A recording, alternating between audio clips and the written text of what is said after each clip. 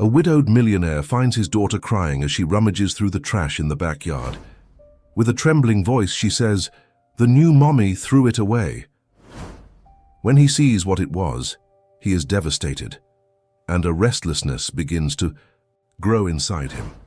From that moment on, everything changes, including what he thought he knew about his own family. Chapter 1. The Hidden Truth. Emma Wilson frantically searched through the trash can behind her father's suburban home in Oakwood, Connecticut. Tears streamed down her 6-year-old face as she dug through discarded coffee grounds and empty cereal boxes. Her small hands trembled as she pulled out crumpled pieces of paper, letters from her grandmother, and a drawing she had made of her family. "Emma, what on earth are you doing?" Daniel Wilson's voice startled her. He stood at the back door, his expression a mixture of confusion and concern. At 38, Daniel still had the athletic build from his college swimming days, though worry lines now creased his forehead more often than not. Stephanie threw away Grandma Rose's letters, Emma sobbed, clutching the soggy papers to her chest. "And my drawing of Mommy." Daniel kneeled beside his daughter, gently taking the wet papers from her hands. "Are you sure, sweetheart? Maybe it was an accident." "No." Emma's voice rose with desperation. "I saw her do it. She waited until you went to work."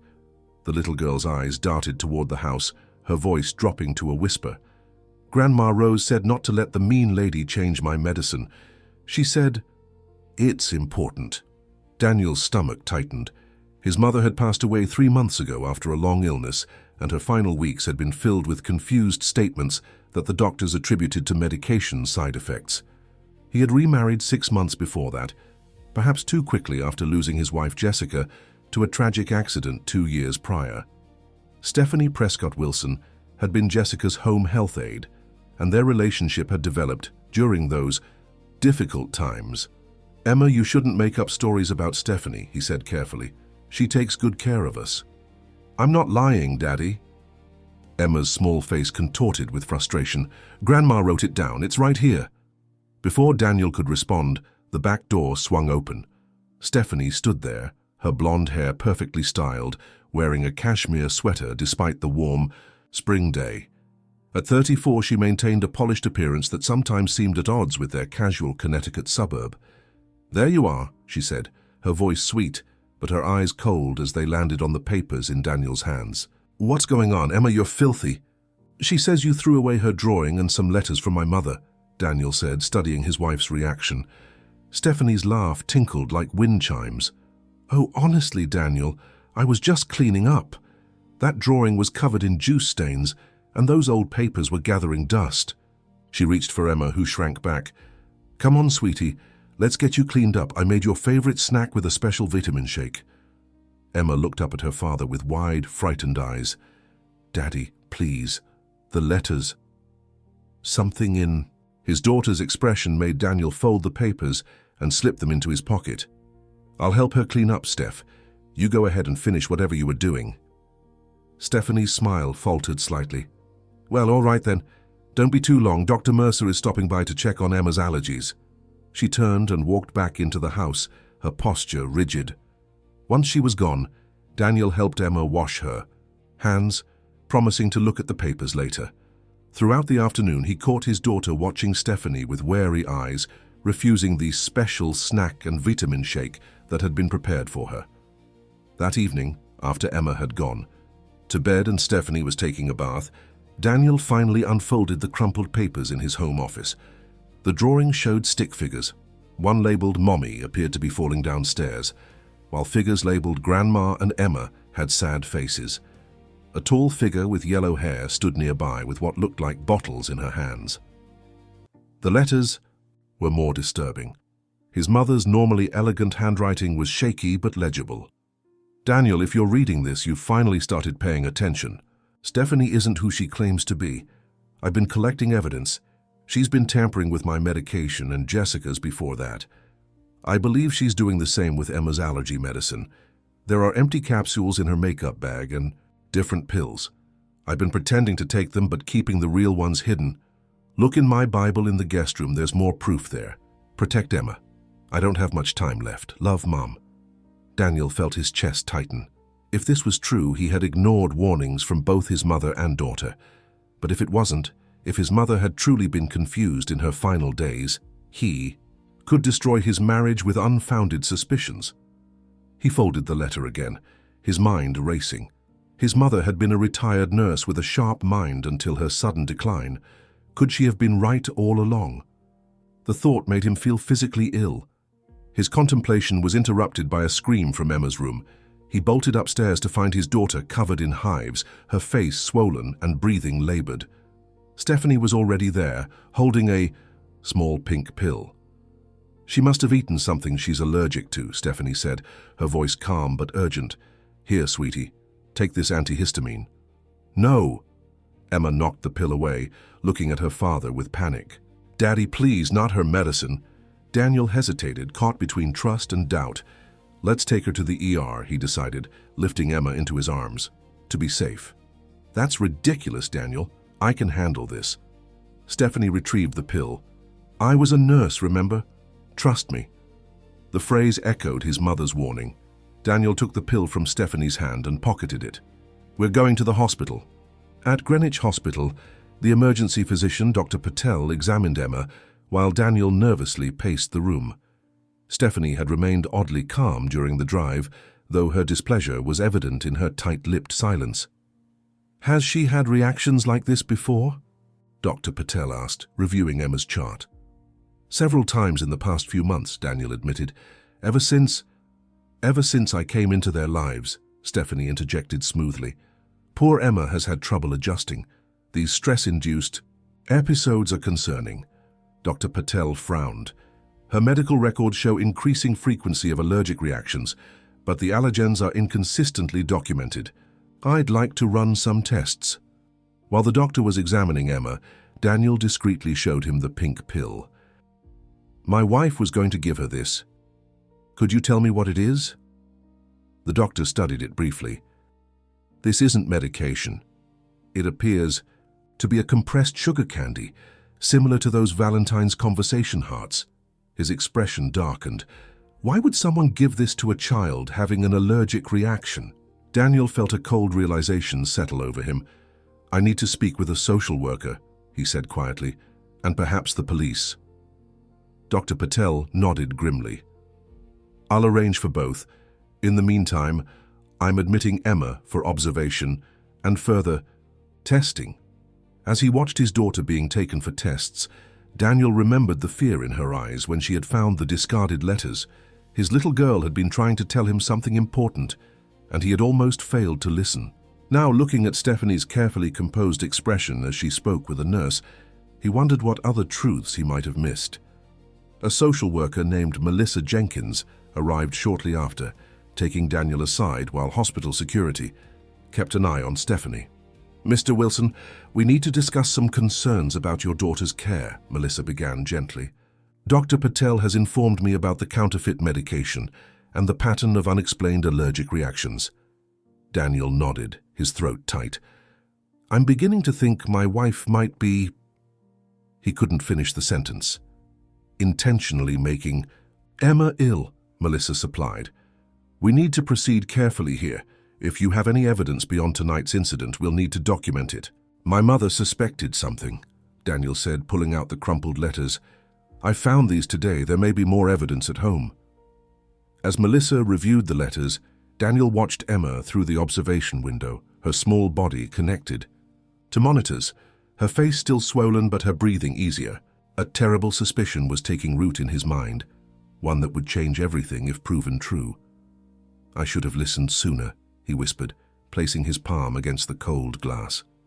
"I'm so sorry, Emma." Chapter 2. Grandmother's Warnings. Daniel sat beside Emma's hospital bed as morning light filtered through the blinds. She had finally fallen asleep after hours of tests and treatment. The hives had subsided, but the questions multiplying in Daniel's mind had not. Stephanie had left reluctantly around midnight after the social worker suggested that Emma needed rest. Daniel had pretended to agree that they both shouldn't stay overnight, promising to call if anything changed. The moment Stephanie was gone, he had felt a weight lift from his shoulders. "Mr. Wilson?" A soft voice interrupted his thoughts. Dr. Patel stood in the doorway with a tablet in hand. "May I speak with you outside?" In the hallway, the doctor's expression was grave. "The tests confirm Emma had a significant allergic reaction, but we can't identify a specific trigger from her meal yesterday. More concerning is what we found in her blood work." "What is it?" Daniel asked, his heart pounding. "Traces of a common antihistamine medication, but at much higher doses than would be prescribed for a child her age." Dr. Patel lowered his voice.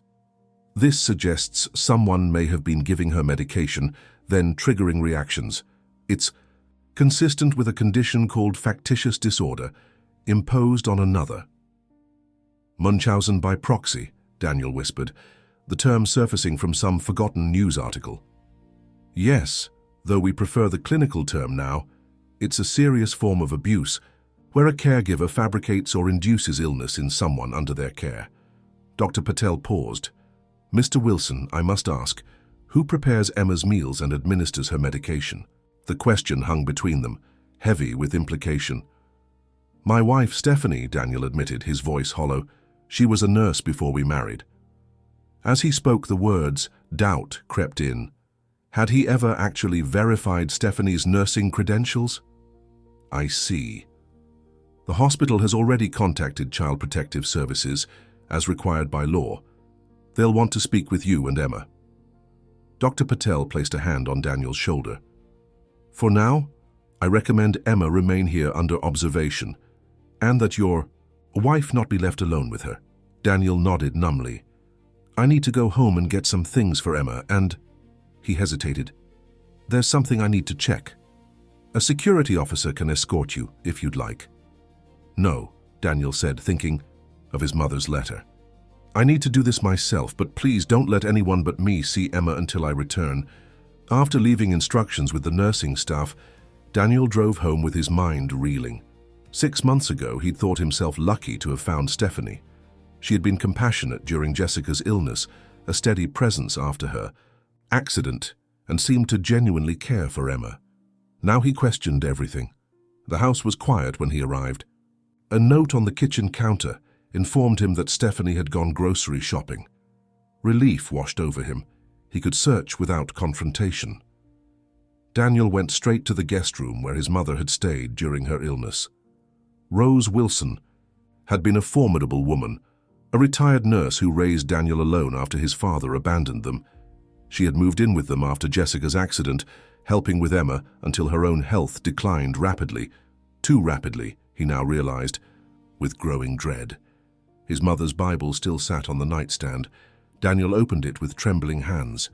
Inside, he found a small key taped to the back cover and a note. "Safety Deposit Box, Oakwood Community Bank, Treforth-Threen."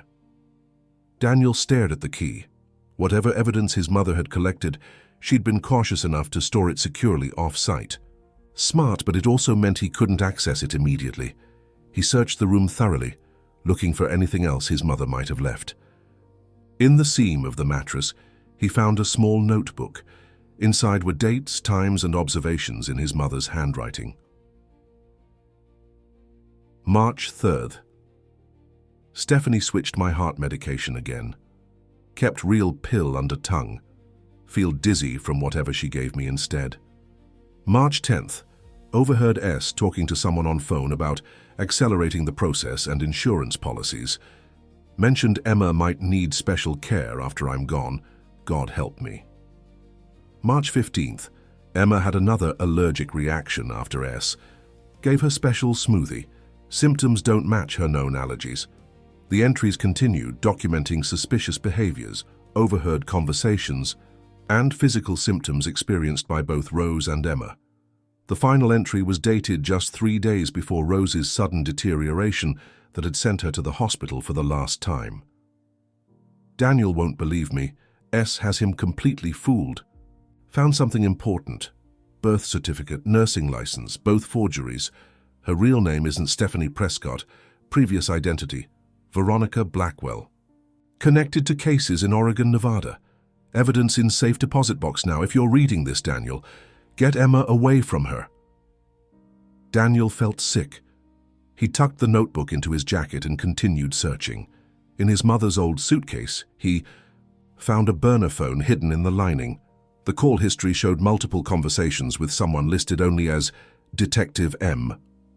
Before he could investigate further, he heard the garage door opening. Stephanie was home. Daniel quickly replaced everything except the notebook and key and headed downstairs with what he hoped was a casual expression. "Daniel!" Stephanie seemed genuinely surprised to see him. "How's Emma? Why didn't you call me?" "She's stable," he said, watching her carefully. "They want to keep her for observation. I came to get her favorite stuffed animal and some clothes." "I'll pack her things," Stephanie offered, moving toward the stairs. "No need," Daniel said quickly. "I know where everything is. Actually, could you make some coffee? I barely slept." While Stephanie busied herself in the kitchen, Daniel quickly packed a bag for Emma, adding his mother's notebook and the key. He needed time to process this information, to visit the bank, and to contact this mysterious detective. "Daniel," Stephanie called from the kitchen. "I picked up Emma's new prescription while I was out. We should bring it to the hospital." He froze. "What prescription?" "Dr. Mercer called it in this morning. For her allergies."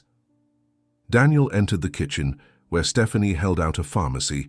Dr. Mercer hasn't seen Emma since her reaction. How could he prescribe anything? A flicker of something, annoyance, concern, crossed Stephanie's face before her expression smoothed. "He must have been contacted by the hospital. I just picked it up when they called." "Which pharmacy?" Daniel asked, taking the bag but not opening it. "Brighton Pharmacy on Elm." "That's strange," Daniel said, maintaining eye contact. "We've always used Valley Drugs on Main." Stephanie's smile tightened almost imperceptibly. "They were out of her medication. Dr. Mercer sent it to Brighton instead. Is there a problem?" "No problem," Daniel said, slipping the bag into his pocket. "I just want to make sure we're giving Emma the right medication. The hospital is running their own tests, so I'll have them verify this first." "You don't trust me. It wasn't a question." Daniel chose his words carefully. "I'm just being thorough. Emma's health is the priority." "Of course it is," Stephanie agreed, though her eyes had hardened. "That's all I've ever cared about. Both of you." Daniel nodded, gathering. "Emma's bag. I'm heading back to the hospital. I might stay overnight again." "I'll come with you," Stephanie insisted, reaching for her purse. "Actually," Daniel said, "could you stay and call Emma's school? Explain she'll be absent for a few days, and maybe prepare the guest room. The doctor mentioned she might need a quiet space to recover." The request seemed to satisfy Stephanie. "Of course, give her a kiss for me." As Daniel drove away, he glanced in the rearview mirror to see Stephanie watching from the window, phone already at her ear. He needed answers, and he needed them quickly. His first stop would be Oakwood Community Bank, then the hospital to show Dr. Patel the supposed prescription. At a red light, he carefully opened the pharmacy bag. Inside was a bottle labeled with Emma's name and diphenhydramine 50 milligrams. The dosage made him frown. It was the adult formulation, much too strong for a 6-year-old. He examined one of the pink capsules, so similar to the candy pill Stephanie had tried to give Emma during her reaction. The light changed and Daniel continued toward the bank, his mind racing. If his mother was right, if Stephanie wasn't who she claimed to be, then Emma had been in danger right under his roof. The thought that he might have brought this danger into their lives himself was almost unbearable. "I'll fix this, Emma," he whispered to the empty car. "I promise." At the bank, Daniel presented his ID and the key. The manager escorted him to the vault where box 4113 waited. Daniel's hands trembled slightly as he inserted the key and opened the metal container.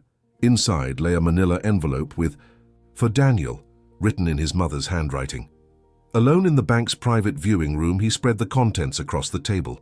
Photocopies of nursing licenses and birth certificates with different names but the same photograph. Newspaper, clippings about suspicious incidents involving caretakers, insurance policies, and a business card for Detective Michael Reynolds of Hartford Private Investigations. Beneath it all was a sealed letter, addressed to him in his mother's handwriting. Daniel opened it with a heavy heart, knowing these might be the last words his mother had left for him. Chapter 3. Uncovering Deceptions. My dearest Daniel, his mother's letter began, if you're reading this, I fear my suspicions were correct. I pray I'm wrong, but my instincts as a nurse and a mother tell me otherwise. Stephanie, or whatever her real name is not who she claims to be. Daniel's eyes blurred as he read his mother's meticulous documentation of her suspicions. Rose had first become concerned when Jessica's condition had deteriorated rapidly under Stephanie's care. After Jessica's accident, Rose had noticed inconsistencies in Stephanie's stories about her nursing background. When Rose moved in to help, with Emma, she began experiencing strange symptoms herself: dizziness, confusion, fatigue, always after Stephanie prepared her meals or administered her medication. I started keeping my pills under my tongue and disposing of them later, Rose wrote. My symptoms improved immediately. That's when I began watching her with Emma. The allergic reactions always happened after Stephanie gave her special treats or vitamins. I contacted an old colleague at Hartford Hospital who put me in touch with Detective Reynolds. He's been investigating similar cases across the Northeast. The letter concluded with a desperate plea. Protect Emma. Don't confront. Stephanie alone, she's dangerous and cunning. Contact Detective Reynolds immediately. I've paid his retainer through my estate. I love you both more than words can say. Trust your instincts, Daniel. You know when something isn't right. Daniel carefully refolded the letter, his hands shaking with grief and anger. His mother had tried to warn him, and he'd dismissed her concerns as confusion or medication side effects. He gathered everything into the manila envelope and locked the safe deposit box. He needed to contact Detective Reynolds immediately. In his car, Daniel dialed the number from the business card. Reynolds Investigations, a gruff voice answered. This is Daniel Wilson. My mother, Rose Wilson, hired you before she... Daniel's voice caught. There was a pause on the line. Mr. Wilson, I've been trying to reach you for weeks. Your mother was very concerned about your situation. I'm beginning to understand why, Daniel said, explaining Emma's recent hospitalization and his discovery of Rose's evidence. Meet me at Cooper's Diner off Route 9 in 30 minutes, Reynolds said. Bring everything you found. And Mr. Wilson? Don't tell anyone where you're going. The diner was a nondescript establishment with vinyl booths and fluorescent lighting. Detective Michael Reynolds was easy to spot, a burly man in his 50s with salt and pepper hair and watchful eyes that missed nothing. Your mother was a remarkable woman, Reynolds said after they'd ordered coffee.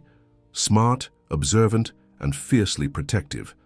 She contacted me about 3 months before she passed away. What exactly did she hire you to investigate? Daniel asked.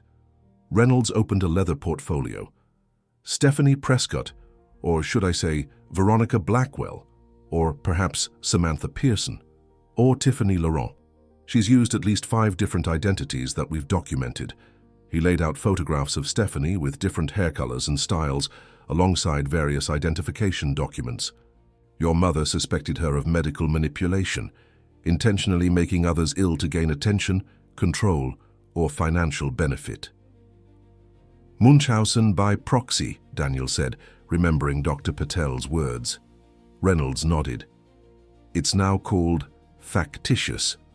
Disorder imposed on another, but yes, your mother believed Stephanie was doing this to her, had done it to your late wife and was beginning to target your daughter.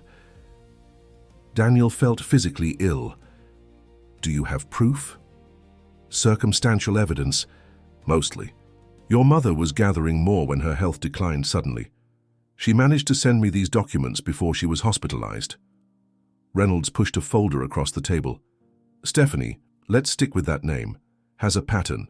She targets vulnerable families, often with medical backgrounds.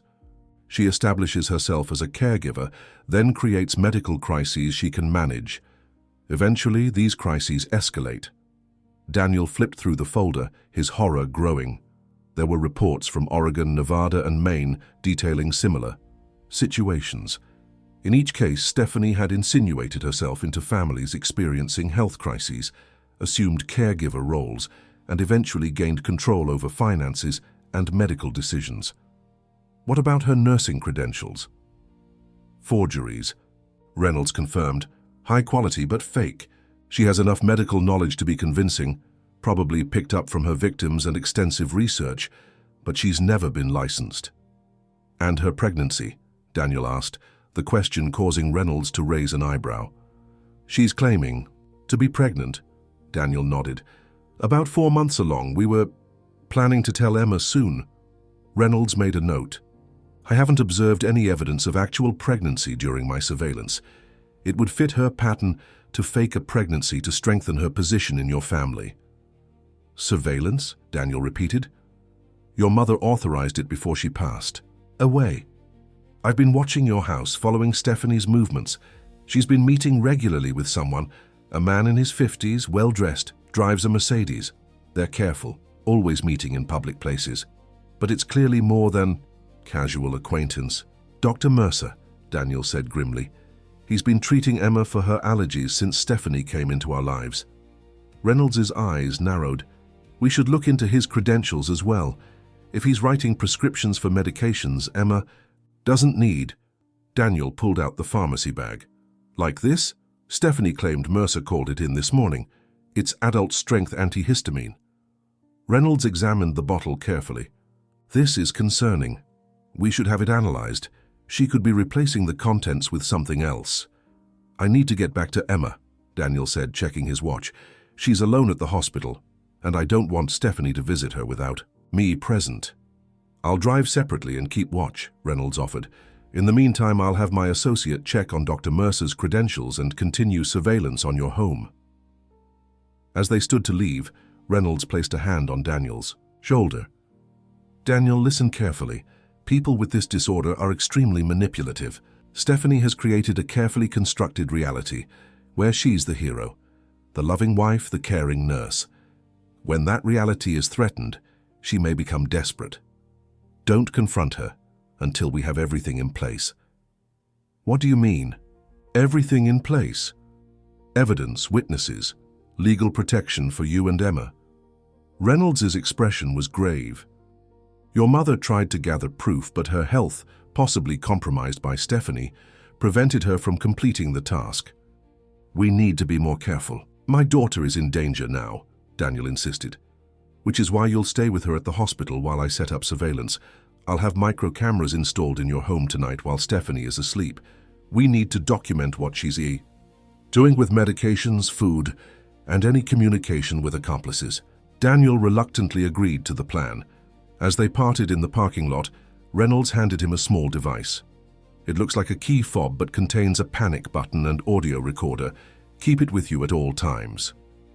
Back at the hospital, Daniel found Emma awake and looking better. Her hives had subsided, and she was coloring quietly when he entered. "Daddy!" she exclaimed, her face lighting up. "You came back!" "Of course I did, sweetie." He hugged her tightly, inhaling the familiar scent of her hair. "I'll always come back for you." Emma's expression grew serious. "Is she here?" "No, Stephanie's at home." Daniel sat on the edge of the bed. "Emma, I need to ask you something important. Has Stephanie ever given you medicine that made you feel funny or sick?" Emma nodded slowly. "The special vitamins make my tummy hurt, and sometimes the smoothies make my face all hot and itchy." Her voice dropped to a whisper. "Grandma Rose said not to drink them, but Stephanie gets mad if I don't." "Did Grandma Rose tell you anything else about Stephanie?" Emma's eyes filled with tears. "She said Stephanie isn't nice like she pretends. She said to always tell you if Stephanie tries to give me medicine." She clutched her father's hand. "I tried to tell you, Daddy, I really did." "I know, sweetheart. I'm sorry I didn't listen better." Daniel felt a lump in his throat. "But I'm listening now, and I promise nothing bad will happen to you." A nurse appeared in the doorway. "Mr. Wilson, your wife is at the nurse's station asking to see Emma." Daniel tensed. "Please tell her Emma is resting and can't have visitors. Right now." "She's insisting. Says she brought medication that Emma needs." Emma doesn't need any medication except what Dr. Patel has prescribed, Daniel said firmly. Please inform security if she continues to insist. The nurse nodded and left. Daniel turned back to Emma, trying to keep his expression calm despite the turmoil inside him. Everything's going to be okay, Em. I promise. Is Stephanie in trouble? Emma asked, surprisingly perceptive. Daniel chose his words carefully. Stephanie has been making some bad choices that might have been making you sick. The doctors are helping us figure it out. Like how Mommy got sick? Emma asked innocently. The question hit Daniel like a physical blow. What do you mean, sweetheart? Emma looked down at her coloring book. I heard Grandma Rose telling her friend on the phone. She said Stephanie made Mommy's medicine wrong on purpose. Is that true, Daddy? Daniel struggled to maintain his composure. I don't know, Emma. But we're going to find out. A soft knock interrupted them. Dr. Patel entered with a tablet in hand.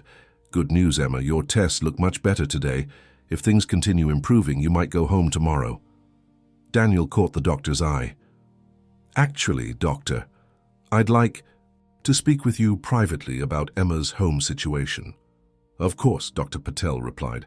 Emma, the art therapist, is in the playroom if you'd like to join the other children for a while. Once Emma had left with a nurse, Daniel explained everything. The evidence his mother had collected, Detective Reynolds' investigation, the falsified credentials, and the suspicious prescription. Dr. Patel listened attentively, his expression growing increasingly concerned. This is very serious, Mr. Wilson. If what you're saying is true, Emma has been subjected to medical abuse. We can't release her into that environment. I understand, Daniel said. I'm planning to take Emma to a hotel until I can arrange for a restraining order against Stephanie. That's wise, Dr. Patel agreed. I'll document my medical concerns officially, which will help with any legal proceedings, and I'll alert hospital security about your wife's unauthorized medication. As they finished talking, Daniel's phone buzzed with a text from Reynolds. S left hospital, following her to office building downtown. Dr. M works there, continuing surveillance. Daniel showed Dr. Patel the message. Detective Reynolds is helping me gather evidence. We need to document everything Stephanie has been doing. I'll have our hospital pharmacist analyze that prescription she brought, Dr. Patel offered. If the contents don't match the label, that's concrete evidence of tampering. Another text from Reynolds appeared. S and Dr. M in heated conversation. Taking photos, we'll update soon. Daniel stared at his phone, a mixture of relief and dread washing over him. The truth was finally coming to light, but what would Stephanie do when cornered, and how much damage had she already done to his family? Chapter 4. Shattered Trust. That evening, Daniel sat beside Emma's hospital bed watching her sleep. Her small face was peaceful now. The angry red hives finally subsided. A children's movie played quietly on the room's TV, casting soft blue light across the darkened room. He held his daughter's hand, his mind racing with everything he'd learned in the past 24 hours. His phone vibrated. Another text from Reynolds. Cameras installed. S returned home, agitated, making phone calls, audio recording. Stay where you are until morning. Daniel replied with a simple, okay, and returned to his vigil. The thought that Stephanie, the woman he had married, had trusted with his daughter, might have been systematically harming his family was almost too terrible to comprehend. And yet, the evidence was mounting. Around midnight, a gentle knock at the door roused him from his thoughts. It was Dr. Patel, looking grave. Mr. Wilson, may I speak with you outside? In the hallway, the doctor's expression was somber. Our pharmacy analyzed the medication your wife brought in. The capsules contain a mixture of crushed antihistamine and ipecac syrup. Ipecac, Daniel repeated, confused. It's an emetic. It induces vomiting. Years ago, it was kept in homes as an emergency treatment for poisoning, but it's no longer recommended for that purpose. Combined with antihistamine, it would cause severe gastrointestinal distress, dizziness, and could potentially trigger an inflammatory response that might mimic an allergic reaction. Daniel felt his stomach turn. She was deliberately making Emma sick. It appears so. I've documented everything. and contacted Child Protective Services again with this new information. Dr. Patel paused. There's more. I took the liberty of reviewing your late wife's medical records since you mentioned concerns about her care as well. Daniel's heart raced. And? Jessica was admitted 3 times in the month before her accident with symptoms consistent with gradual anticoagulant poisoning, bruising, nosebleeds, dizziness. The doctors suspected a clotting disorder, but tests were inconclusive. According to the records, her home health aide, Stephanie, reported administering her prescribed medications. The implication hung in the air between them. Daniel braced, himself against the wall, feeling suddenly lightheaded. Are you saying Stephanie might have contributed to Jessica's accident, to her fall down the stairs? Dr. Patel chose his words carefully. I'm saying someone with medical knowledge could have induced symptoms of dizziness and weakness by administering unprescribed anticoagulants. Those symptoms would increase the risk of falls. Whether this was deliberate or negligent would be a matter for investigation. Daniel closed his eyes, remembering Jessica's final weeks, her increasing frailty, her complaints of dizziness that doctors attributed to her illness. Had Stephanie been slowly poisoning his wife while positioning herself as the dedicated caregiver? I've contacted the medical examiner's office, Dr. Patel continued quietly. Given these new concerns, they may want to review Jessica's case. Thank you, Daniel managed to say, though his throat felt tight with grief and rage. What about my mother? Could Stephanie have... It's possible, Dr. Patel acknowledged. The pattern is similar: unexplained symptoms, rapid decline while under her care. Again, this would require investigation. Daniel nodded, trying to process the horror of what he was hearing. What happens now? For Emma's protection, I'm recommending she remain hospitalized while the investigation proceeds. CPS will want to interview both of you, and they'll likely recommend a temporary restraining order against your wife to prevent her from having contact with Emma. I'll do whatever it takes to protect my daughter, Daniel said firmly. Get some rest, Mr. Wilson. Tomorrow will be challenging. But rest was impossible. Daniel returned to Emma's room and spent the night watching his daughter sleep, haunted by the thought that he had failed to protect both her and Jessica from the predator he had invited into their home. Morning brought a flurry of activity. A representative from Child Protective Services arrived to interview Daniel, followed by Detective Reynolds with updates from his surveillance.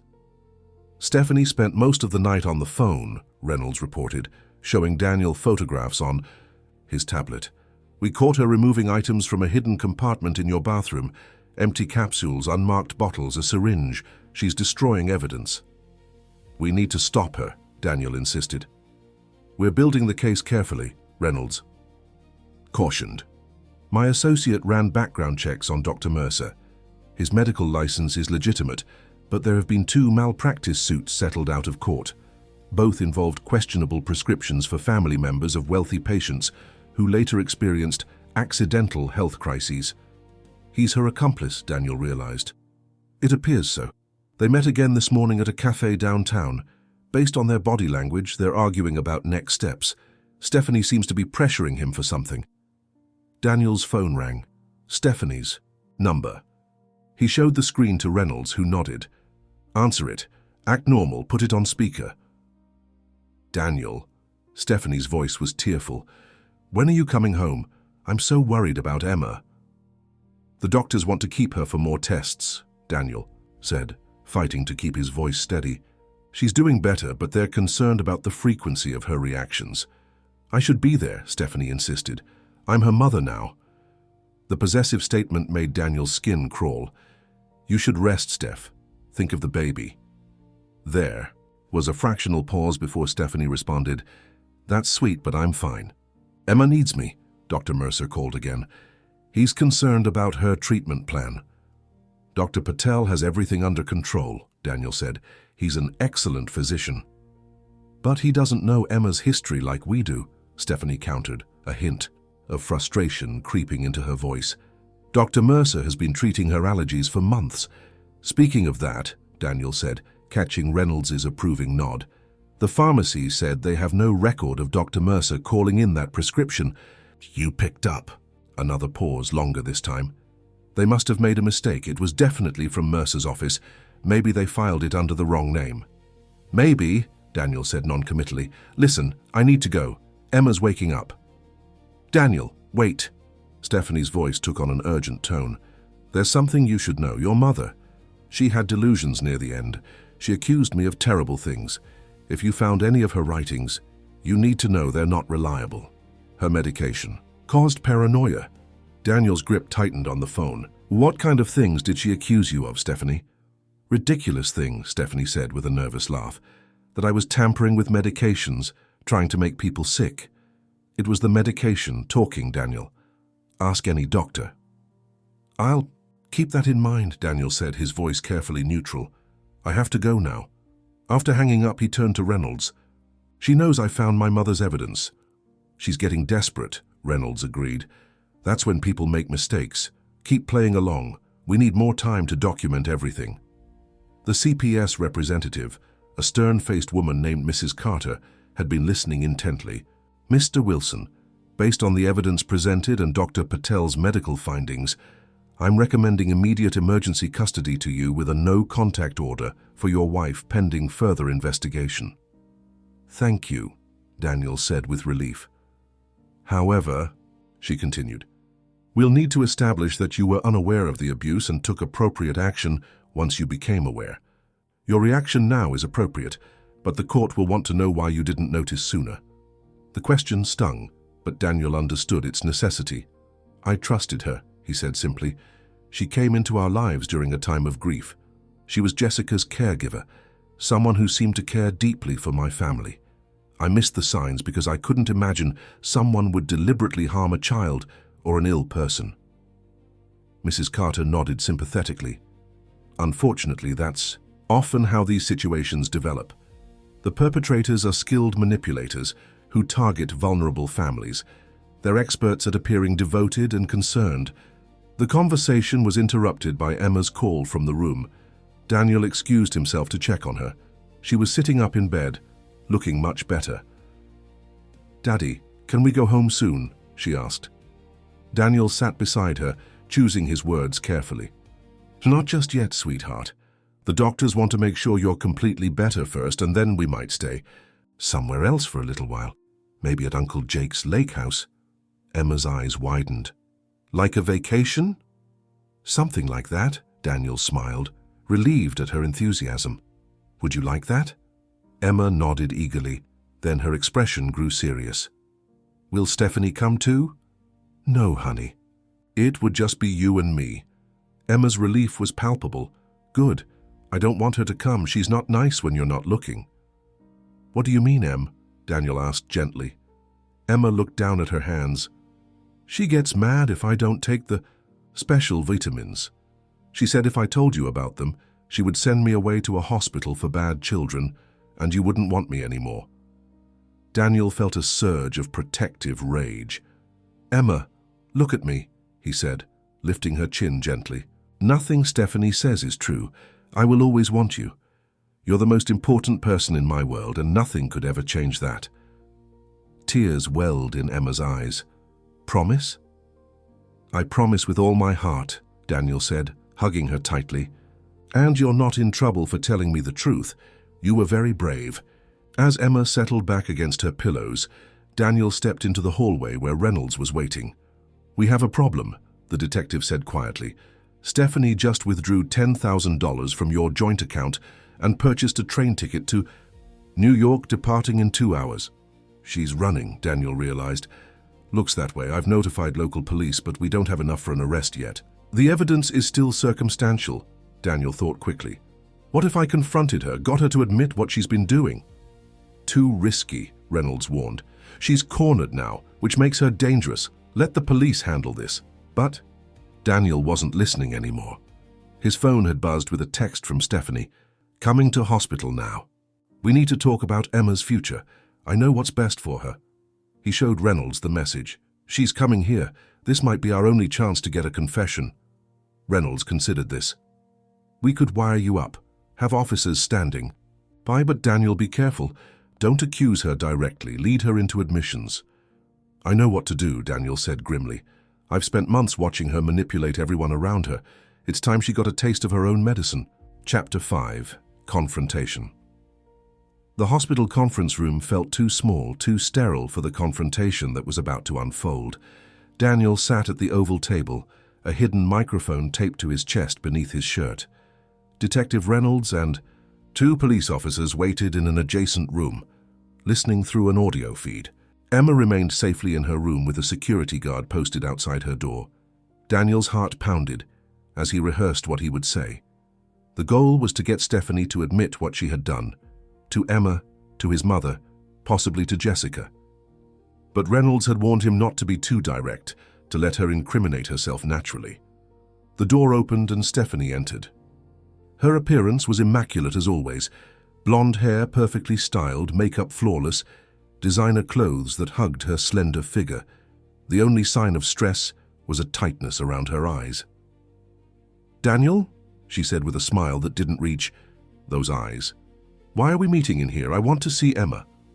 "Emma's resting," Daniel said, gesturing for her to sit. "The doctors don't want her disturbed." Stephanie's smile faltered slightly. "I'm her stepmother. I have every right to see her." "Please sit down," Daniel repeated, his voice firm. "We need to talk about Emma's condition." Reluctantly, Stephanie took a seat across from him. "What did the doctors say?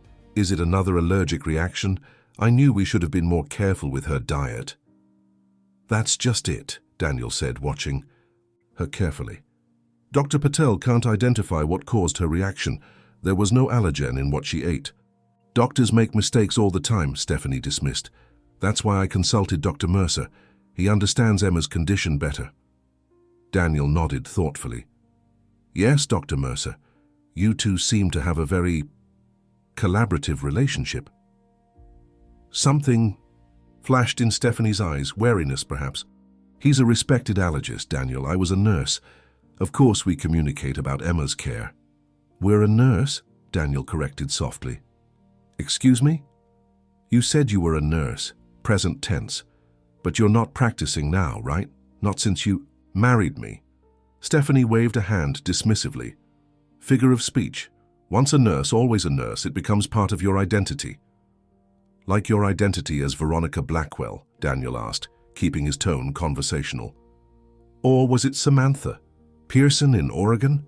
The color drained from Stephanie's face, but she recovered quickly. "I don't know what you're talking about. Is this some kind of joke?" "No joke," Daniel said, sliding a copy of one of the documents from his mother's safe deposit box across the table. "My mother was very thorough in her investigation before she became too ill to continue." Stephanie glanced at the document, then pushed it away as if it might burn her. "Your mother was confused and paranoid at the end. The medications affected her mind. I tried to tell you." "That's interesting," Daniel said, "because her symptoms improved dramatically whenever you weren't the one giving her medication. She documented everything, Stephanie. Or should I call you by your real name?" "This is ridiculous," Stephanie snapped, standing up. "I'm not going to sit here and be accused of what exactly? Caring for your family? Being there when no one else was?" "Emma had another allergic reaction yesterday," Daniel continued calmly, "after you prepared her special vitamin shake." "Children have allergies, Daniel. It's not my fault the doctors can't properly diagnose her. The hospital analyzed the pills you brought in, the ones you claimed Dr. Mercer prescribed." Daniel maintained eye contact. "They contained ipecac syrup. Do you know what that does, Stephanie?" She remained standing, her knuckles white as she gripped the back of her chair. "Those weren't... There must be a mistake." "No mistake. You've been making Emma sick, just like you did with my mother, just like you might have done with Jessica." At the mention of Jessica, something changed in Stephanie's expression, a flicker of calculation, then resolve. She sat down again, her demeanor shifting. Tears welled in her eyes. "Daniel, please," she whispered, reaching for his hand. "You have to understand. I was trying to help. Emma has so many health issues that those incompetent doctors kept missing. I had to de-emphasize her symptoms sometimes, so they would take it seriously." Daniel withdrew his hand. "By poisoning her? By making her vomit and break out in hives?" "It wasn't poisoning," Stephanie insisted, her tone reasonable, almost clinical. It was controlled exposure to trigger a visible response. Doctors don't listen unless they can see symptoms. I did it to protect her. Daniel felt sick. She was actually admitting it, justifying it as care rather than abuse. And my mother, were you protecting her too when you switched her heart medication? Stephanie's eyes hardened briefly before softening again. Rose was interfering with Emma's treatment plan. She didn't understand what was best. She was turning you against me, making you doubt my medical expertise. I just needed her to be a little less sharp for a while, until she understood I was helping. And Jessica? Daniel asked, his voice nearly breaking on his wife's name. Was she interfering too? A calculating look crossed Stephanie's face. She seemed to be weighing her options, deciding how much to admit, how much to deny. Finally, she sighed dramatically. Jessica was very ill, Daniel. You know that. She wasn't responding to conventional treatments. I tried alternative approaches, things I'd seen work in my practice. If her doctors had been more open-minded, maybe things would have been different. Different how? Daniel pressed. She wouldn't have fallen down the stairs. Stephanie flinched almost imperceptibly. That was a tragic accident. I was devastated. Were you? Or was it convenient? After all, her accident left Emma without a mother, and me a grieving single father. The perfect targets for someone like you. How dare you? Stephanie's voice rose in indignation. I loved Jessica. I took care of her when you were too busy working to notice how much she was suffering. You took care of her right into an accidental fall, Daniel said coldly. Just like you were planning to do with Emma and me at the lake house this weekend. Stephanie went very still. What are you talking about? The reservations you made, the special emergency medications you packed, Dr. Mercer's convenient plans to be in the same area. Were we both going to have unfortunate accidents, Stephanie? After all, with both of us gone, as Emma's stepmother, you'd have control of everything, the house, the life insurance, my mother's estate. You've lost your mind, Stephanie whispered, but her eyes darted to the door as if calculating an escape route. Have I? Daniel slid another document across the table, a printout of life insurance policies in his and Emma's names, with Stephanie listed as the sole beneficiary, policies he had no memory of signing. When did I authorize these, Stephanie? The EE signatures look like mine, but I never saw these documents. You signed them months ago, she insisted. You were dealing with so much after Rose's passing, it's not surprising you don't remember. Like I don't remember changing my will, or adding you to all my bank accounts, or the power of attorney documents. Stephanie's composure was cracking. This is all a misunderstanding. I was trying to make things easier for you, handling the paperwork, making sure everything was in order. In order for what? Daniel asked quietly. For our convenient accidents? For your next identity? In the next town with the next vulnerable family? She stood abruptly. I don't have to listen to this. You clearly need help, Daniel. Grief has distorted your thinking. I'm going to speak with Emma's doctors myself. As she moved toward the door, Daniel said, The police analyzed the contents of your hidden compartment in our bathroom. Stephanie froze, her hand on the doorknob. Empty capsules, powdered medications, syringes, ipecac, insulin, potassium chloride. An interesting collection for someone who claims to be helping. She turned slowly, her expression now cold and calculating.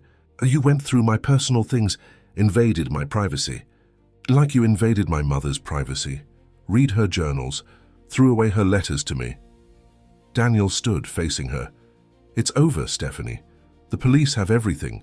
The evidence my mother collected, the surveillance footage of you tampering with medications, your meetings with Dr. Mercer, the falsified prescriptions. You can't prove anything, she said, but uncertainty had crept into her voice.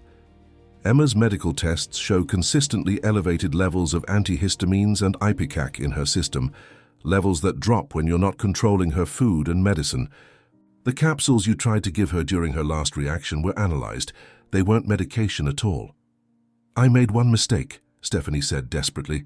I grabbed the wrong pills in a moment of panic. That doesn't make me some kind of monster. One mistake? Daniel laughed bitterly. Your entire presence in our lives has been one calculated move after another. My mother saw through you. Emma saw through you. I was the only one too blind to see what was happening right in front of me." Stephanie's demeanor suddenly shifted. The vulnerable, misunderstood caregiver vanished, replaced by something colder, harder. "You have no idea what you're doing, Daniel. No idea who you're dealing with." "I think I do," Daniel replied steadily. "You're not the first person to target vulnerable families this way. There's a clinical term for what you do: factitious disorder imposed on another. You create medical crises to make yourself necessary, to control people, to be the hero." "Amateur psychology," Stephanie sneered. "Is that what that idiot detective told you? Reynolds has been following me for weeks. Did he tell you that? Did he tell you he tried to interfere in my previous marriages? Too, he's obsessed with me." The admission that she knew Reynolds, that she was aware of his investigation, hung in the air between them. "Previous marriages," Daniel repeated. "So you admit there were others before me? Other families you infiltrated? Other children you made sick?" Realizing her mistake, Stephanie backpedaled. "That's not what I meant. I had one previous marriage that ended amicably. Reynolds has some kind of vendetta. He's feeding you lies." "Then explain the multiple identities," Daniel challenged. "Explain the falsified nursing credentials. Explain why Emma gets sick only when you're caring for her." "Coincidences, misunderstandings. Your paranoia." Her voice rose with each denial. "I did everything for this family, everything. When no one else cared enough, I was there. I deserved what I was building here." "Building or destroying?" Daniel asked quietly. "My mother suspicious and isolated. Emma terrified and ill. Me manipulated and deceived. You weren't building a family, Stephanie. You were creating victims." She lunged forward suddenly, her composure completely shattered. "You ungrateful bastard! After everything I've done, I could have had anyone, but I chose you. I protected Emma from Jessica's incompetent care. I managed your mother's decline. With dignity. I gave you a purpose when you were nothing but a pathetic widower drowning in self-pity." Her words hit like physical blows, but Daniel stood his ground. "Is that what you told yourself to justify what you did to Jessica, to my mother, to Emma?" "I did what was necessary," Stephanie hissed. "Jessica was weak. She would have lingered for years, a burden on everyone. I accelerated the inevitable.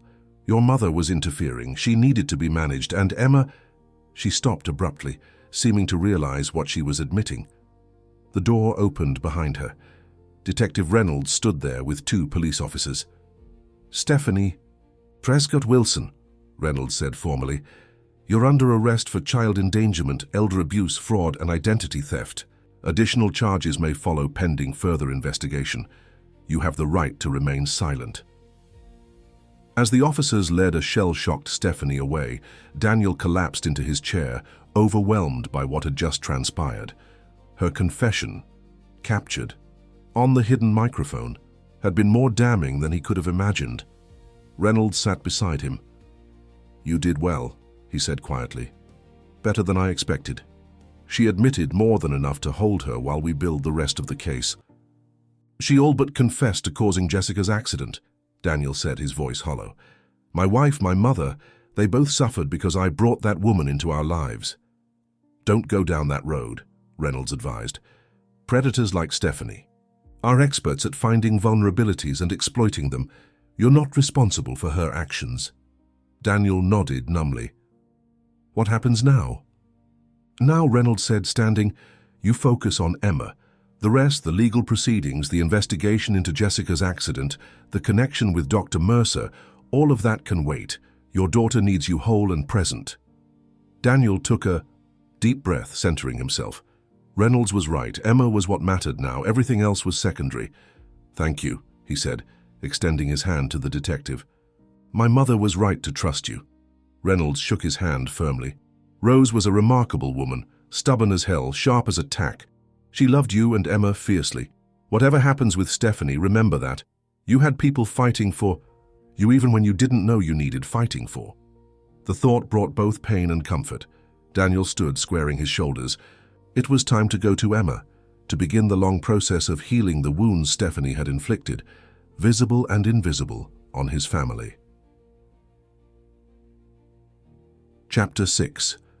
The Healing Process.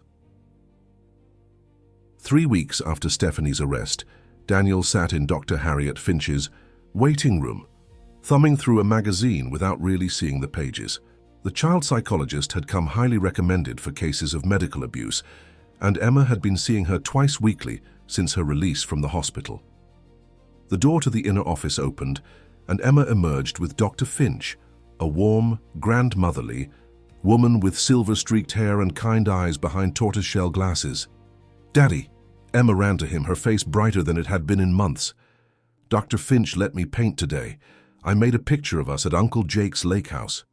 "That's wonderful, sweetheart," Daniel said, hugging her tightly. "Why don't you get your coat while I talk to Dr. Finch for a minute?" As Emma skipped to the coat rack, Dr. Finch gestured Daniel into her office. "She's making remarkable progress," the psychologist said once they were seated. "Children are incredibly resilient, especially when they have a stable, supportive parent." "She still has nightmares," Daniel said, "and she's afraid to take even children's vitamins." "That's to be expected," Dr. Finch assured him. Emma experienced a profound betrayal of trust from someone in a caregiving role. The fear of medication is a natural protective response. We're working on it gradually, using play therapy and positive associations. What about the nightmares? They should diminish over time. It helps that Emma is talking about her experiences rather than suppressing them. Your openness about the situation, explaining things in age-appropriate ways without hiding the truth, has been tremendously beneficial. Daniel nodded, grateful for the validation. He'd wrestled with how much to tell Emma about Stephanie's actions, ultimately deciding that gentle honesty was better than protective secrecy. "When do you think she'll be ready to go back to school?" "I'd suggest waiting until after the preliminary hearing," Dr. Finch advised. "Once that's behind you both, returning to normal routines will be an important step in recovery. In the meantime, the home tutoring seems to be working well." "And what about—" Daniel hesitated. "The psychological evaluation for the court. Will Emma have to testify?" Dr. Finch's expression softened. "I'll be submitting my report next week. Given Emma's age and the nature of the abuse, the prosecutor will likely use my professional assessment rather than subjecting her to direct testimony. However, she may still need to answer some questions in a controlled, supportive environment." The thought of Emma facing any part of the legal proceedings made Daniel's stomach clench, but he nodded in acceptance. "We'll do whatever is necessary. I just want to protect her from any more trauma." "The best protection you can offer is exactly what you're doing, being present, validating her feelings, and helping her understand that what happened wasn't her fault." Dr. Finch closed her notebook. "How are you doing, Daniel? Are you still seeing Dr. Matthews?"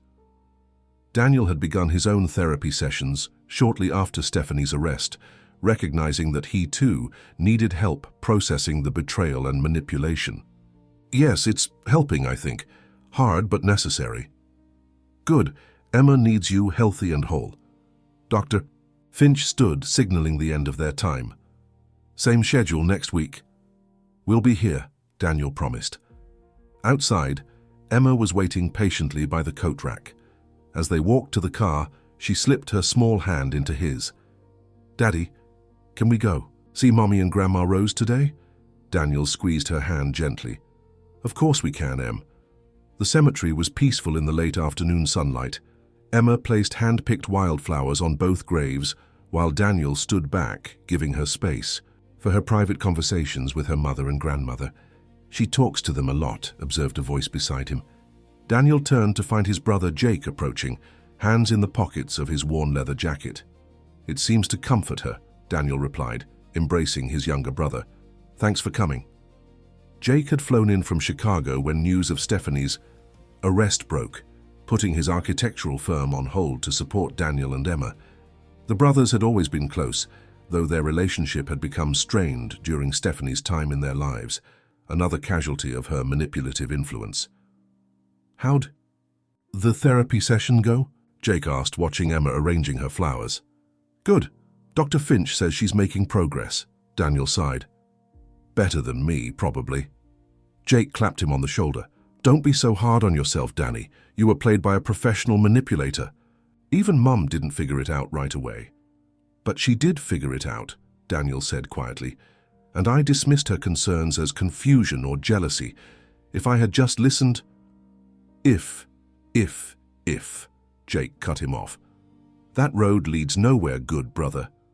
Mom wouldn't want you torturing yourself with hypotheticals. They stood in companionable silence, watching Emma as she finished her floral arrangements and skipped back toward them. "Uncle Jake!" she exclaimed, throwing herself into his arms. "Are you coming for dinner? I'm helping Daddy make lasagna." "Wouldn't miss it for the world, Squirt," Jake grinned, hoisting her onto his shoulders. "Race you to the car." As Jake galloped away, with a giggling Emma, Daniel lingered a moment longer at the graves. "I'm sorry," he whispered. "I'm trying to make it right. For all of us." Back at home, they had moved temporarily into Jake's lake house while their own home was being prepared for sale. Emma bustled around the kitchen, carefully tearing lettuce leaves for salad, while the brothers prepared the main dish. "So," Jake said casually, layering noodles in the baking dish. "Heard anything about the hearing?" Daniel glanced at Emma, then lowered his voice. "Reynolds called this morning. They've built a solid case. Multiple identities, falsified credentials, evidence of medical tampering. Dr. Mercer is cooperating in exchange for a plea deal. Apparently, he's provided details about their arrangement going back years." "And Jessica's case?" Daniel shook his head slightly, indicating they would discuss it later. "Emma, honey, why don't you set the table, the fancy way like Grandma Rose taught you?" Pleased with the important task, Emma scampered off to arrange plates and silverware in the dining room. "The medical examiner has reopened the investigation," Daniel said once she was out of earshot. "Based on the new evidence and Stephanie's partial confession, they're treating Jessica's fall as suspicious rather than accidental. There's talk of exhumation to test for traces of anticoagulants or other substances." Jake winced. "Jesus, Danny, can you handle that? Digging everything up again, literally and figuratively?" "I have to," Daniel said firmly. "For Jessica, for Mom, for Emma. The truth matters, no matter how painful." Their conversation was interrupted by the ringing of Daniel's phone. It was Reynolds. "Daniel, we have a situation," the detective said without preamble. "Stephanie's been granted bail." Daniel felt the blood drain from his face. "How is that possible? She's a flight risk with multiple identities." Her attorney argued that she has medical needs that can't be adequately addressed in custody. Pregnancy complications. "She's not even really pregnant," Daniel hissed, moving further from the dining room where Emma was carefully arranging napkins. "The ultrasound confirmed it was fake, a silicone prosthetic." "I know," Reynolds said grimly, but her attorney submitted medical documentation from Dr. Mercer claiming otherwise, and the judge erred on the side of caution. "She's under house arrest with an ankle monitor, but she's out." Daniel finished, a cold dread settling in his stomach. "Where? Not in our house?" "No. She's staying with a cousin in Hartford. There's a restraining order in place. She can't come within 500 feet of you or Emma, and she surrendered her passport." "That won't stop her," Daniel said, thinking of the multiple identities they'd uncovered. "She'll find a way around the pole. Restrictions if she wants to. We've increased patrols in your area, and I've assigned an officer to keep an eye on the lake house. This is just temporary, Daniel. The evidence against her is overwhelming." After hanging up, Daniel stood motionless. In the kitchen, the news settling over him like a physical weight. "Danny, what is it?" Jake asked, concern etched on his face. Daniel explained the situation in hushed tones. Jake's expression hardened. "She's not getting anywhere near Emma. I promise you that." "I know," Daniel said, rubbing his temples. I thought we were past the immediate danger, that Emma could at least feel safe while the legal process played out." "She is safe," Jake insisted. "Between you, me, Reynolds, and half the Connecticut police force, Stephanie doesn't stand a chance of getting close to her." Daniel nodded, trying to believe it. "Let's not tell Emma tonight. She's having a good day. I don't want to ruin it with more fear." Dinner was a surprisingly cheerful affair, with Emma chattering about her art therapy projects and Jake regaling them with exaggerated tales from his college days. For a few hours, the shadow of Stephanie's release receded, allowing glimpses of the normal family life Daniel hoped to rebuild. After Emma was tucked in bed with her favorite stuffed rabbit and nightlight glowing softly, the brothers sat on the deck overlooking the lake, each nursing a beer in the cool evening air. "She asked about Jessica again today," Daniel said, watching the moonlight ripple across the water. "During therapy, wanted to know if Stephanie made Mommy fall down the stairs." Jake winced. "What did the therapist say?" "That sometimes bad people do things that hurt others, but that the police were investigating to find out exactly what happened. She told Emma it wasn't her job to figure it out, that she just needed to focus on feeling safe and sharing her own experiences." "Smart lady," Jake commented. "Yeah." Daniel took a long sip of his beer. "The thing is, I don't know what I'll tell Emma if it's confirmed that Stephanie caused Jessica's accident. How do you explain to a 6-year-old that her stepmother might have hurt her real mother?" Jake was silent for a moment. "You tell her the truth, in a way she can understand, the same way you've been doing. Kids know when adults are hiding things, and their imaginations often create scenarios worse than reality. I suppose," Daniel sighed, "I just want to protect her from more pain." "You can't protect her from pain, Danny," Jake said gently. "But you can teach her how to face it with courage and honesty. That's what Mom would have done." The mention of their mother brought a sad smile to Daniel's face. She would have seen through Stephanie from day one. "She did see through her. Eventually," Jake reminded him, "and she made sure you had what you needed to protect Emma, even if it took time for the pieces to come together." They sat in contemplative silence, the lapping of lake water against the shore a soothing backdrop to their thoughts. "I've been thinking about Mom's nursing foundation," Daniel said finally. "The one she started for children with chronic illnesses. I want to revive it, maybe expand its mission to include education about medical abuse and resources for families recovering from it." Jake nodded approvingly. "Rose Wilson Memorial Foundation. I like it. Mom would be proud. It would give all this some meaning," Daniel mused. "Some purpose beyond just surviving it. That's how healing works," Jake said. "You take the broken pieces and build something new, something stronger." Inside the house, Emma's screams suddenly pierced the night. Both men bolted from their chairs and raced inside, taking the stairs 2 at a time to reach her bedroom. Emma was sitting up in bed, tears streaming down her face, her small body shaking with sobs. "She was here," she cried as Daniel gathered her into his arms. "Stephanie was here. She had the special medicine again." "It was just a nightmare, sweetheart," Daniel soothed, rocking her gently. "Stephanie isn't here. You're safe. Uncle Jake and I are right here with you." As Emma's sobs subsided into hiccups, Jake checked the windows and doors, more to reassure Emma than out of genuine concern that Stephanie had somehow circumvented the restraining order, ankle monitor, and police surveillance in the few hours since her release.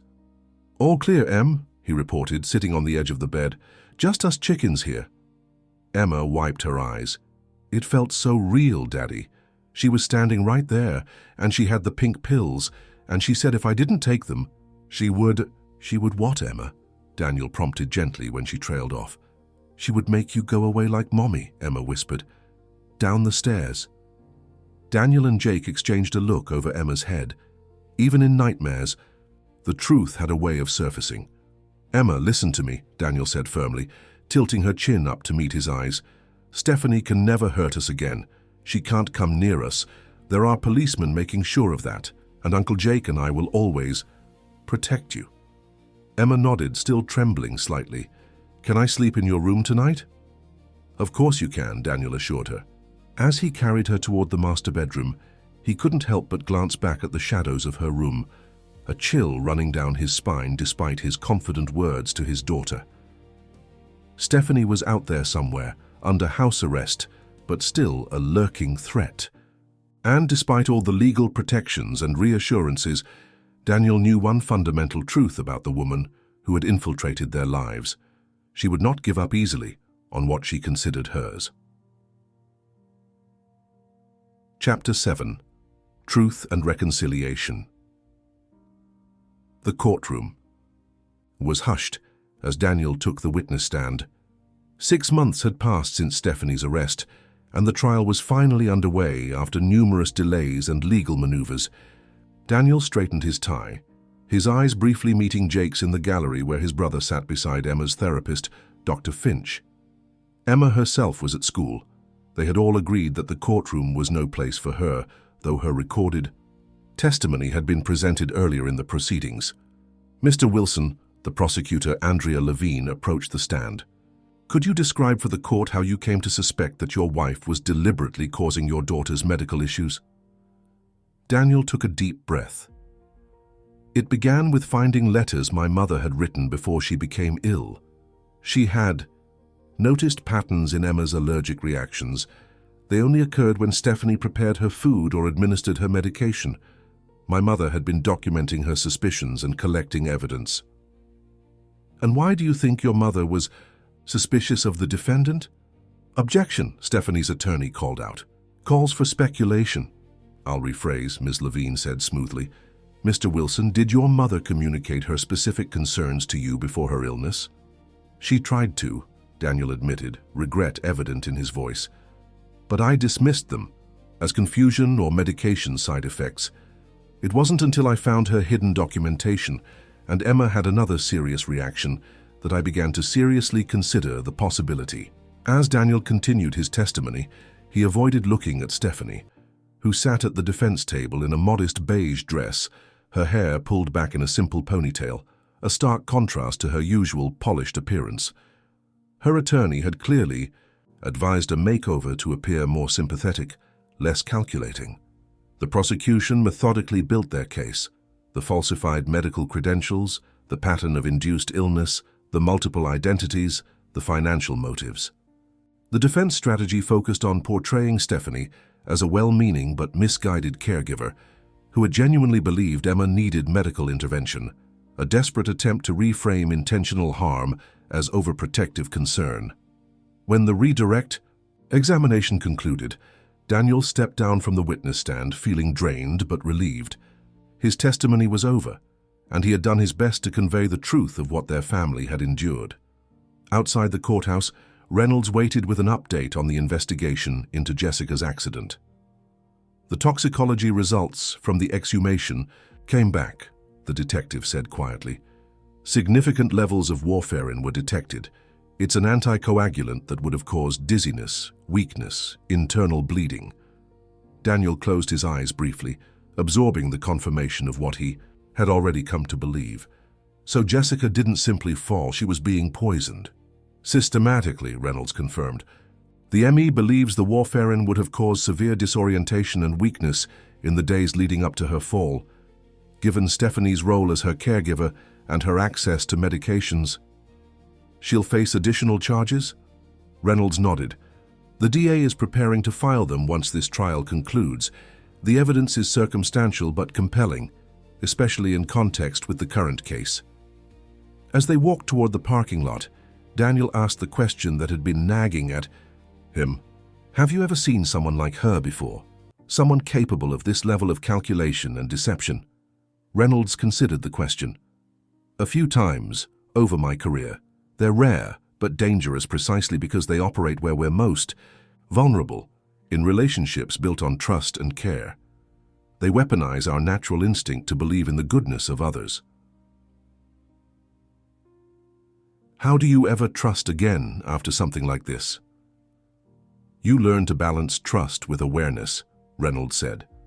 Most people aren't Stephanie, Daniel. Don't let her take more from you than she already has. The trial continued for another 2 weeks. Expert witnesses testified about factitious disorder imposed on another. Forensic accountants detailed the financial manipulations, and medical professionals confirmed the inconsistencies in Emma's treatment. The most damning testimony came from Dr. Mercer, who in exchange for a reduced sentence described his arrangement with Stephanie to provide unnecessary prescriptions and falsify medical records. Throughout it all, Daniel maintained his focus on Emma's recovery. She had returned to school part-time, was continuing therapy, and had slowly begun to regain her confidence and sense of security. The nightmares still came occasionally, but less frequently, and she was finally willing to take legitimate medications when necessary. A significant breakthrough in her healing process. On a crisp fall morning, as orange and gold leaves swirled across the lawn of their new home, a cozy colonial in a different neighborhood where no one knew their story, Daniel received the call he had been waiting for. "The jury's back," Reynolds said simply. "They've reached a verdict." In the courtroom, Daniel sat rigidly as the jury foreman stood. Beside him, Jake squeezed his shoulder in silent support. On the count of child endangerment, we find the defendant guilty. A collective exhale seemed to sweep through the gallery. On the count of elder abuse, we find the defendant guilty. Daniel closed his eyes, thinking of his mother. On the counts of fraud, identity theft, and practicing medicine without a license, we find the defendant guilty. One by one, the verdicts were read, guilty on all counts. Stephanie remained motionless. At the defense table, her expression unreadable. Only when the judge ordered her taken into custody, immediately did a flicker of emotion cross her face. Not remorse or fear, but something closer to indignation, as if the world had failed to recognize her right to play God with other people's lives. As the bailiff led her away, Stephanie turned suddenly, her eyes finding Daniel's across the courtroom. For a brief moment, the mask slipped, revealing the cold calculation beneath. Then she was gone, disappearing through the door to the holding cells. Outside the courthouse, reporters clustered with microphones and cameras, eager for a statement from the family, at the center of the sensational case. Daniel had avoided the media throughout the trial, but today, with the verdict delivered and justice served, he felt ready to speak, not to satisfy their curiosity, but to acknowledge the truth publicly, and perhaps help others who might be facing similar situations. "My family has experienced a profound betrayal by someone who presented herself as a caregiver, but was, in reality, the source of our suffering," he began, his voice steady. "Today's verdict cannot undo the harm that was done, but it affirms the truth and ensures that others will be protected from similar harm."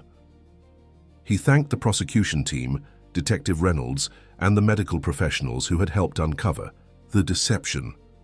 Most importantly, he acknowledged his mother's foresight and determination. Rose Wilson recognized the danger when no one else did. She protected her family, even when she was no longer able to be with us. Her courage and persistence made today's justice possible. As the reporters called out questions about sentencing, expectations, and the pending investigation into Jessica's death, Daniel held up a hand. "I have nothing more to say about the case. My focus now is on helping my daughter heal and rebuild our lives." That evening, as Daniel tucked Emma into bed in her new room, painted sunshine yellow at her request with cloud-shaped shelves holding books and stuffed animals, she asked the question he had been expecting since the verdict.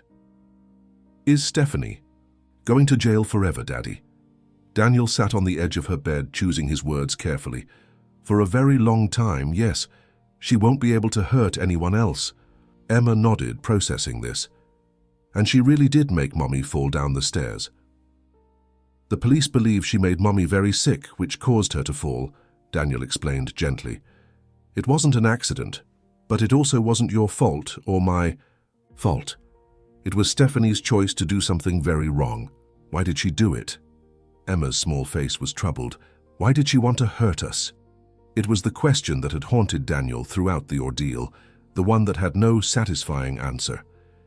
"Some people are broken inside in ways we can't see," he said finally. "They don't feel love and care the way most people do. Instead, they want power and control. Stephanie wanted to control our family, our lives, and when people got in her way, like Mommy or Grandma Rose or eventually you, she tried to remove those obstacles."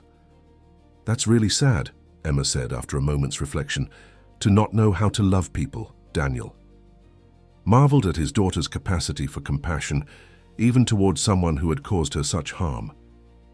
"Yes, it is sad, but what's important is that we do know how to love, and we have each other, and Uncle Jake, and all the people who helped us."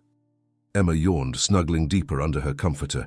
"Can we plant more flowers for Mommy and Grandma tomorrow? The yellow ones they like?" "Sunflowers," Daniel smiled. "Yes, we can definitely do that." After Emma fell asleep, Daniel sat on the back porch, watching the stars emerge in the clear autumn sky. Jake joined him, passing him a mug of hot cider. "You, okay?" Jake asked simply. Daniel considered the question. Getting there. The verdict helps, knowing she can't hurt anyone else. "The sentencing recommendation is impressive," Jake commented. 20 to 30 years, with the additional charges for Jessica's case still pending. "It's not about revenge," Daniel said quietly. "It's about prevention, making sure she can't do this to another family." "I know." Jake was silent for a moment. "Have you thought more about the foundation?" Daniel nodded. "The paperwork is almost complete. The Rose Wilson Foundation for Family Protection. We'll focus on education about medical abuse, support for families recovering from it, and resources for medical professionals to identify warning signs."